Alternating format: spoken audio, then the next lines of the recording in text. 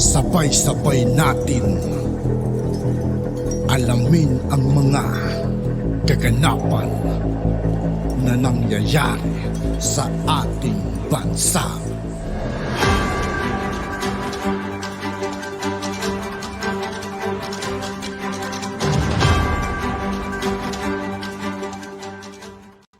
Yo, what's up mga kaibigan? This is I2K po again. Ngayon nandito naman ulit tayo sa channel ni Pinas News Insider. Dito naman ulit tayo magbibigay ng komento at reaksyon. Kaya samahan nyo guys. Let's go!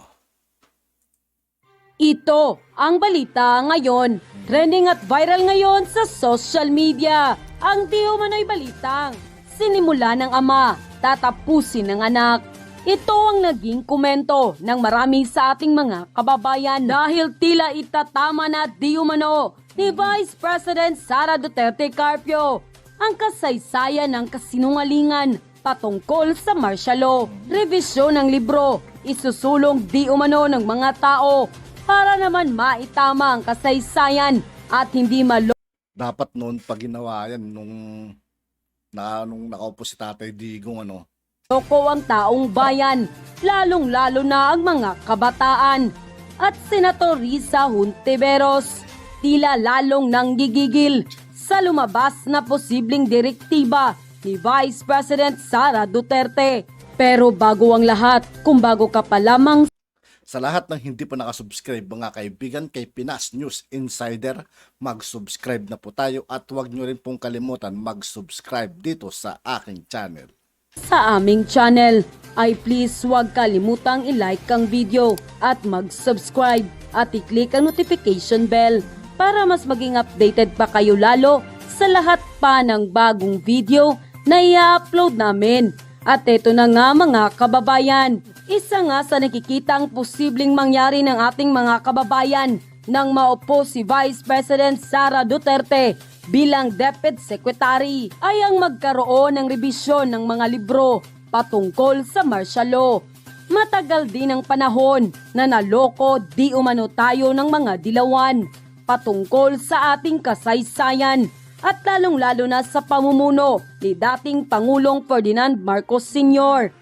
na tila puro negatibo ang inilathala patungkol sa pamilyang Marcos. Samantala, sinabi nga noon ang posibleng mga direktiba ni Vice President Sara Duterte Carpio para sa Department of Education na kinakatakutan di umano ngayon ni Senator Risa Hontiveros dahil siguradong hindi na makakaporma ang mga makakaliwang grupo nila sa mga kabataan. Unang direktiba, remove and reverse all anti-Marcos contents in all the school textbook. Second directives, all submersive documents and books will be removed from the school campuses. Third directives, require all the able-bodied students to undergo basic military training. Fourth directives, all activism will be graded. Activism meaning you can fail and your scholarship can be revoked. Fifth directives, patriotism and nationalism will be part of the curriculum. Sixth directive,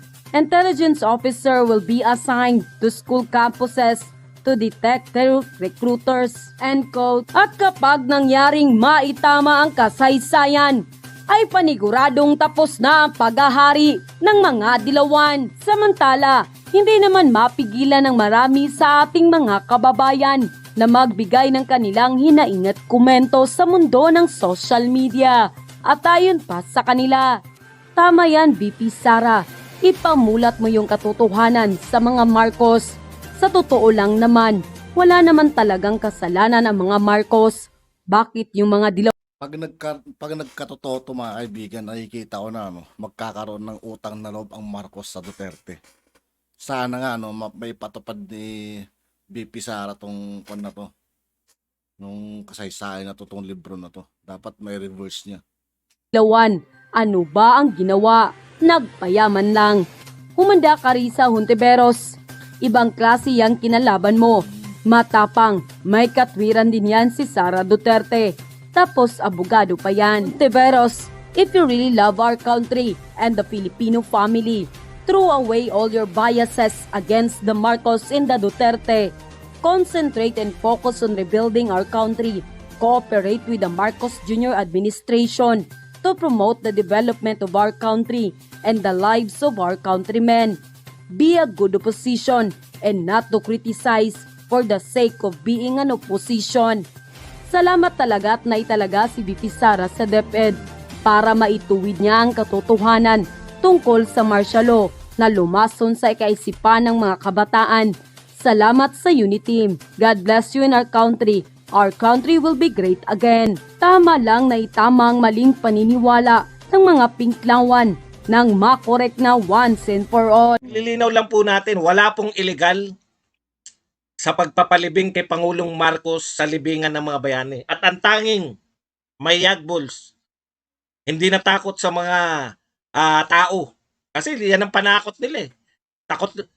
Bakit mula kay Cory hanggang sa anak niya si Pinoy, walang nagpalibing na presidente? Takot sa tao eh. Akala nila very popular si Ninoy talaga eh. Tama. Si Pangulong Duterte lang po ang nagpamuka dyan na hindi naman totoong, di ba? Marami. O ngayon, pinalibing ni Pangulong Duterte, may problema ba? Wala nga kumwestiyon na pinalibing niya yan dahil hindi naman labag sa batas yan. Okay. Eto pa po.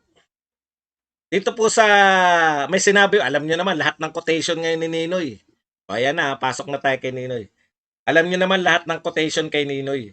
Lalabas na ngayon. Ito po ang isa sa mga sinabi ni Ninoy. I could have opted to seek political asylum in America. Parang nabigyan ko ng reaction mga kaibigan tong speech ni Badong no. But- Di ko lang, parang nakon ko ng mga kaibigan ano. But I feel it is my duty, as it is the duty of every Filipino, to suffer with these people, especially in time of crisis. Alam mo, buti pa nga, nag-asylum ka na lang doon, nanahimik na lang kayo. Di ba?